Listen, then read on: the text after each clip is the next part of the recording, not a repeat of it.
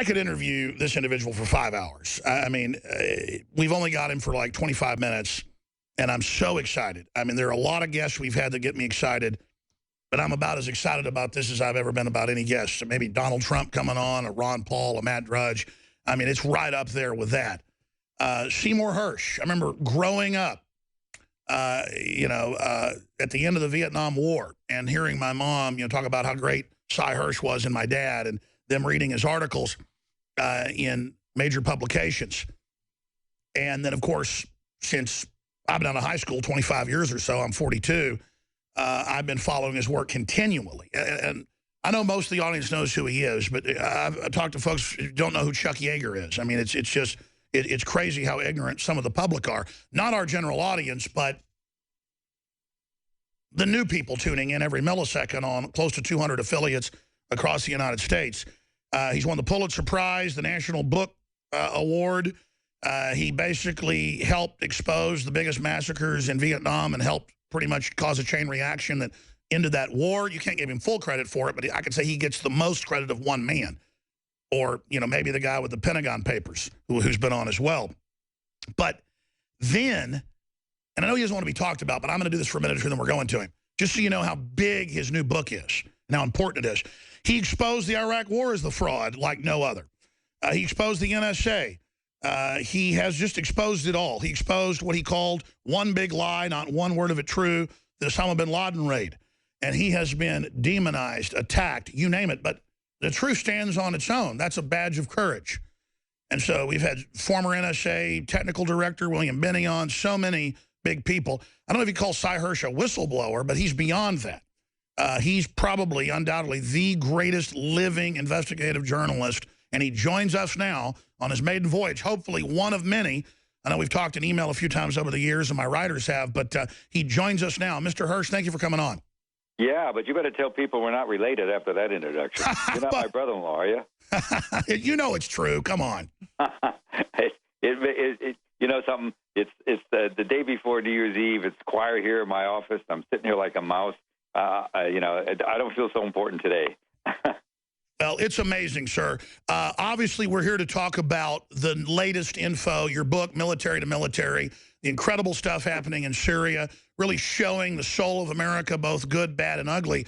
But first off, in the continuum of your 40-plus years of reporting, sir, looking at all this, is America getting more corrupt or less, or do we just know more now, or are elites getting more brazen? I mean, tying your latest reportage into the things you've seen, what is the state of the world through your rose-colored darkly?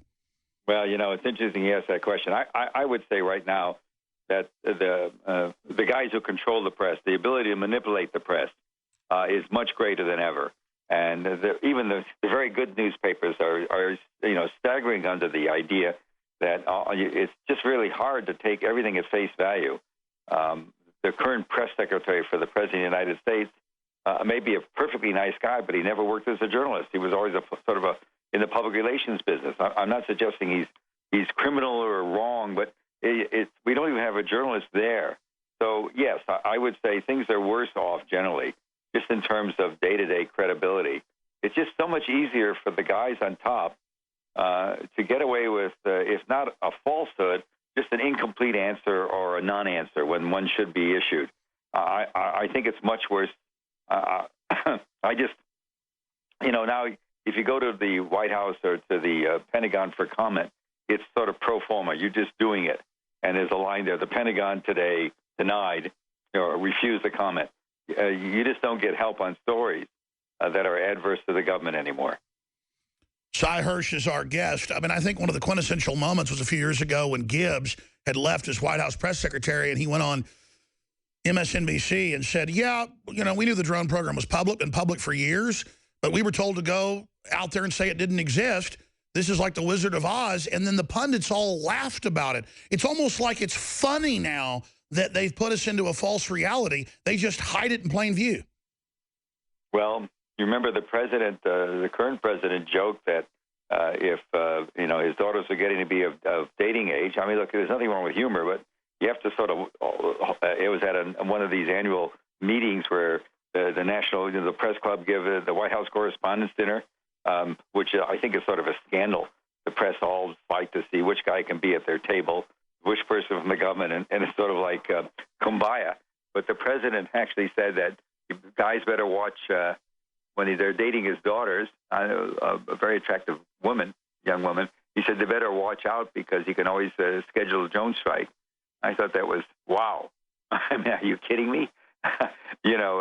That's over the line, it seems to me. It's not professional. I mean, it's like Hillary saying we came, we saw he died in Libya and laughing, and then having her Brian Williams moment claiming she was attacked in Bosnia on the tarmac. Well, none of it's true. You got me on the. I'll tell you, you're singing my song about Libya. I just can't believe we didn't learn from that. Which is, and by the way, just to clear up the record, the article, the military to military, is just an article. It's a long article I wrote. It's I'm doing a book, but not about that. I'm doing a book about Cheney. But I did write that article for the London Review of Books, which is a great magazine. And, it turns out because of what you guys do, the Internet is so lively, it doesn't really matter where you publish anymore. 30 years ago, if you weren't at the New York Times, you felt like you were sort of, or the Washington Post. But now, it's just out there. Things get out there automatically. So that's good. We have better communication.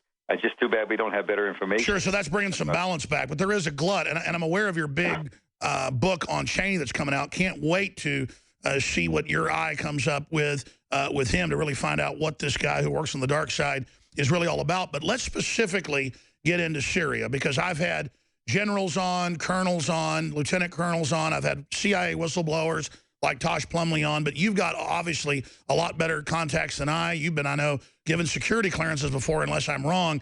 Looking at all this, walking us through it, sir, and your incredible article, Military to Military, explain to us, as best you can tell, what has really happened in Syria. Well, the big issue is the question. One of the big questions is we've demonized Bashar Assad. He's a dictator, no question. You cross him, he'll cross you. He's a lot better than his father, the old man Assad, Hafiz Assad. He was trained to be, he was the second or third son, never thought he'd be president because the older boys had the pass. Went to medical school, was an ophthalmologist, married a very second-generation Iraqi woman who worked for one of the national, investment houses, American investment houses in London. And so he was not, all of a sudden there he's called upon. His older brother dies, and his father says, you better get a couple of years of army training and get ready. So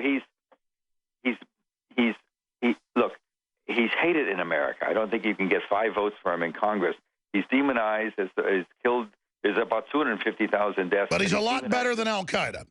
Well, you know something, and ISIS, and also things that I watched him for 6, 8, 10 years. I went back and forth there. I've been going there to the Middle East a lot since 9/11, and he's he got much more open. You could bank there. You could have you can go to an ATM machine.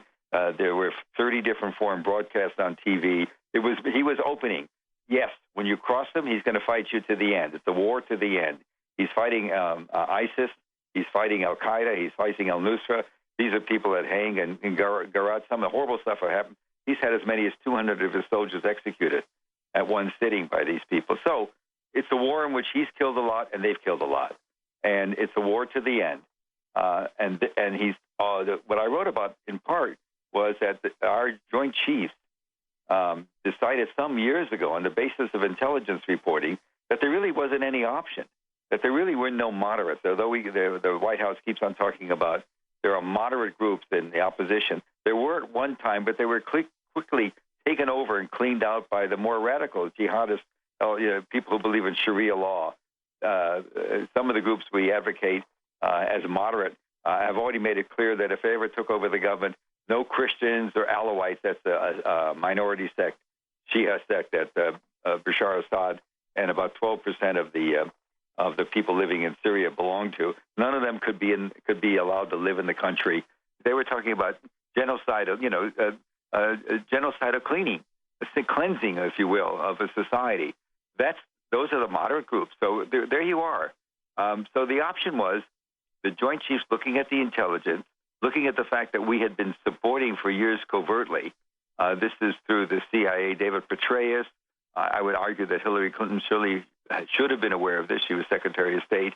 We began to, after Libya fell, we began to funnel stuff that in an earlier article I called the rat line.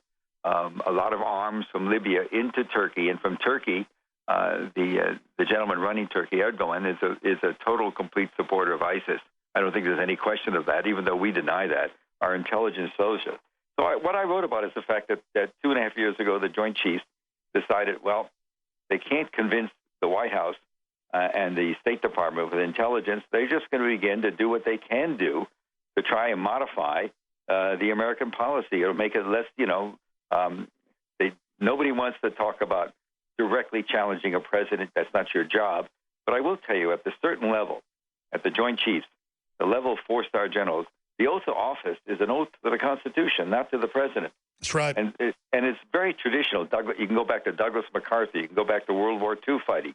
You can go back to terrible fighting in Vietnam. President Eisenhower, as the president, challenged the military-industrial complex as a system himself, the ultimate level, still a general saying, I want to challenge the people that want to control our military for their own aims.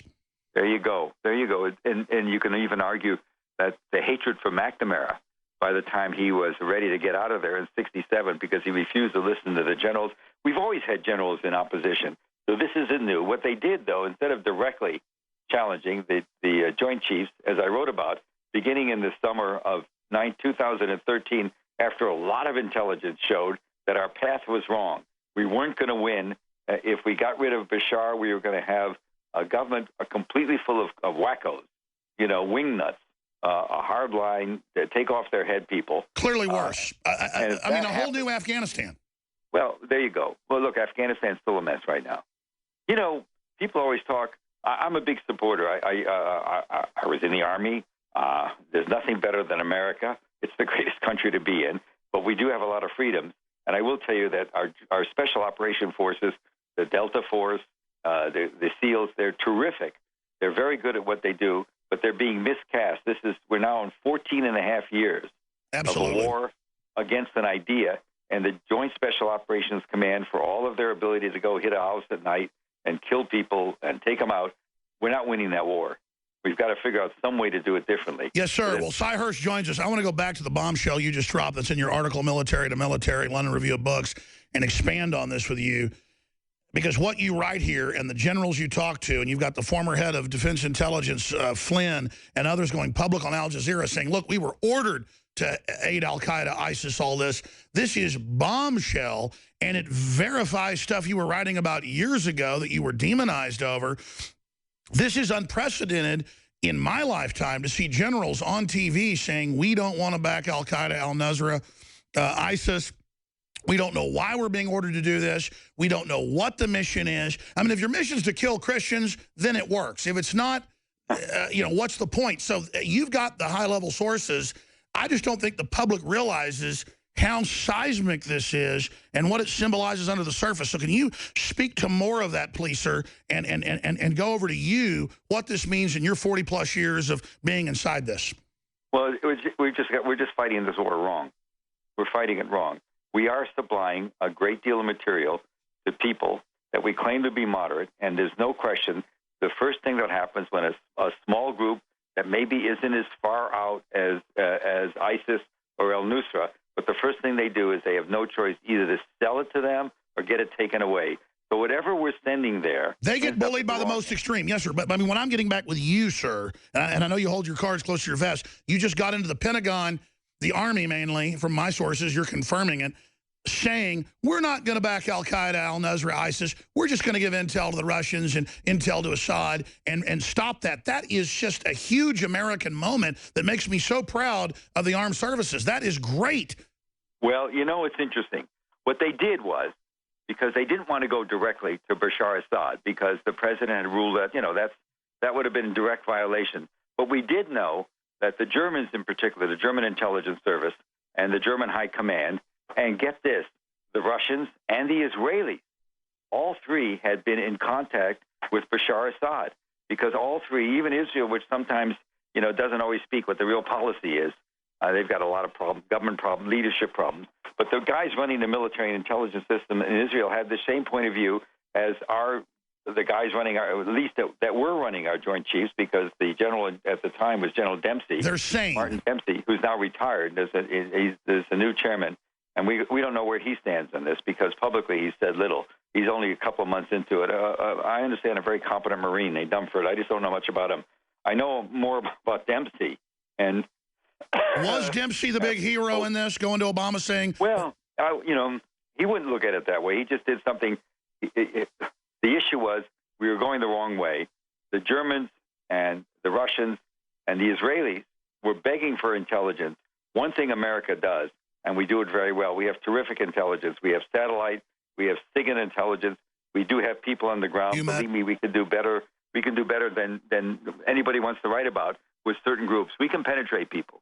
We're not incompetent, but often it's the leadership that gets you in trouble. So they decided that the Germans in particular were kept on saying, what can you do to help us? They began in the fall of 2013. We began to shovel stuff that we had about al-Nusra, al-Qaeda, ISIS. We began to shovel information not only about where they were, but what they were thinking, as much as we learned. And so we enabled Bashar's army, the Syrian army, which right now has probably emerged, and it's been fighting a tough war for 4 years. It's emerged as one of the better armies in that area. A hell of a lot better armies, for example, in the Iraqi army or anything we have in Afghanistan.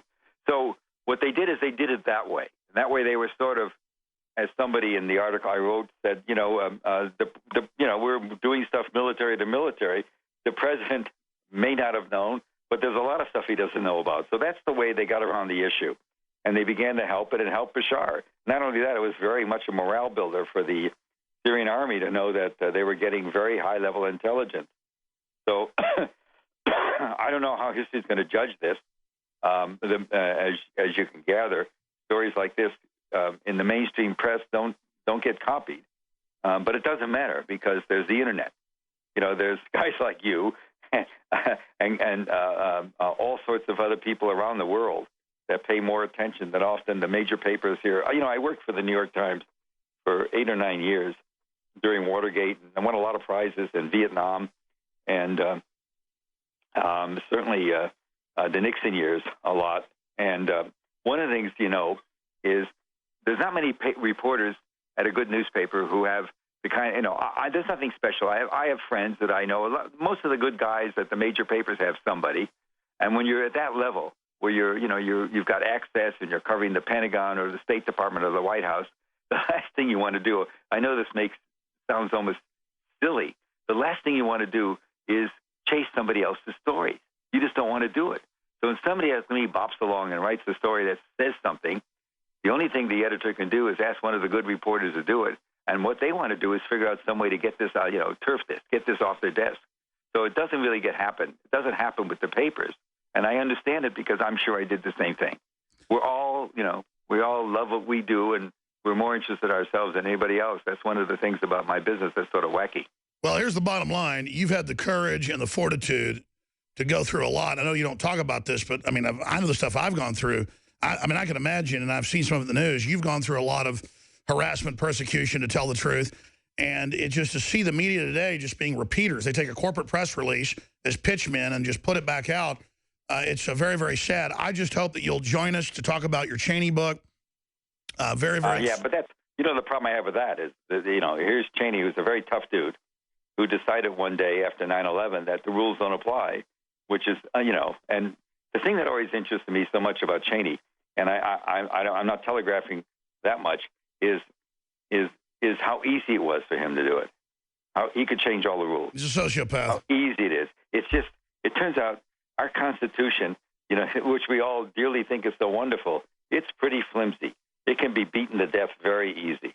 And that happens. And so here we are. We have a prison in Guantanamo that to the Arab world is a symbol of everything that's wrong with America. It's so dumb. It's a prison guys can go into and they disappear for... There's a lot of bad guys there, but there's an awful lot of good guys, too. Guys that had nothing to do with anything. We were Sure. paying $5,000 to $25,000. We lose the moral high ground. Sir, I've got to get you back up. But the time I have left, I've got to ask you separately, Shoot. dealing with all the things that are happening and the way terrorism is being used to take our freedoms, bringing all these refugees in. We know a lot of them are foreign fighters. They're going to attack. Then they say, oh, we'll just put up naked body scanners on the highway. Isn't the war on terror a fraud? Because all the funding in 15 years, and we're still seeing terror attacks. Shouldn't we just preserve the Bill of Rights and Constitution and not be intimidated by terror? Well, I don't necessarily agree with everything you're saying. Let me make it clear, because I have a different view on immigration. I think you can do things, rational things, to separate the good from the bad, although I admit there's always a risk with everything. But certainly, I'll tell you, we've walked away from a lot of bases, and you're right. One of the basic things we use, it makes it easy for the government. And look, I know people that are very serious inside the government about the security risk and are scared. But the bottom line is it's being used to pass laws that violate the Bill of Rights. And that's... I agree. Let's not blame the migrants and the poor war-torn folks. I know. I'm just saying they're going to use this, the few bad guys that come in to take our freedoms. When is the Cheney book coming out? Well, hey, come on. I'm a journalist. We never make deadlines. Well, I don't want to make any predictions. Mr. Hersh, we're out of time. I know you got to go, but I just want to, let me say bye to you during the break, but I tell you, thank you so much for your courage, and you deserve it. You're an amazing person. Thank you so much, sir. A model. Well, thank you for having me, and have a happy New Year. You too, sir. Thank you. We're on the march. The empire's on the run.